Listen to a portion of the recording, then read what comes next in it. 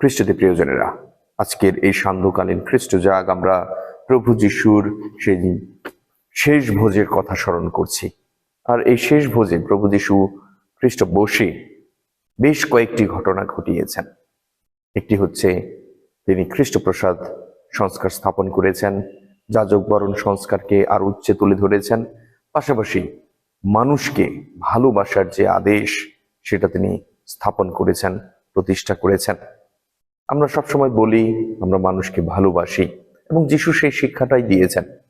অনেকেই, অনেক নবী প্রবক্তা, অনেক জ্ঞানীগুণী মানুষ মানুষকে ভালোবাসার কথা বলেছেন, কিন্তু যিশু এর চেয়েও এক ধাপ উপরে উঠে কথা বলেছেন। তিনি বলেছেন তোমার শত্রুকেও ভালোবাসতে হবে। এই কথা কিন্তু সবাই বলেনি, একমাত্র যিশুই বলেছেন। আর সেটার উজ্জ্বল দৃষ্টান্ত আজকে আমরা দেখেছি সেই মঙ্গল সমাচারে। যিশু যখন তার শিষ্যদের একে একে পা ধুইয়ে দিয়েছেন।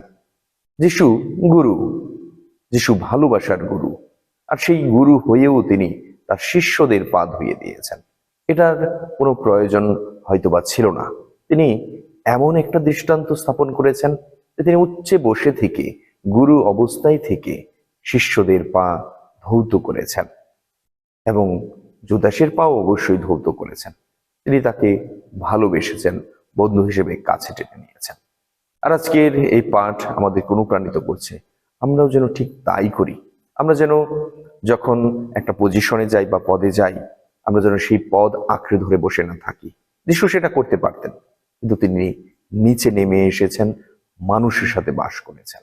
আমরাও ঠিক একইভাবে মানুষের সেবা যেন করি। আমরা অনেক সময় নিজের সেবা করতে চাই নিজেই, এবং অন্যের সেবা নিজের জীবনের জন্য চাই, কিন্তু তার চেয়ে বড় বিষয় হচ্ছে অন্যের সেবা করা, নিজেকে নিঃস্ব করা, নিজেকে রিক্ত করা অন্যের জন্য। এর চেয়ে বড় ভালোবাসা আর হতে পারে না। আমাদের সেই ভালোবাসার গুরু প্রভু যীশু খ্রিস্ট আমাদেরকে সেই শিক্ষাই দিয়েছেন, সেই আদর্শই তিনি প্রথমেই স্থাপন করেছেন। ঈশ্বর আমাদের প্রত্যেকে আশীর্বাদ।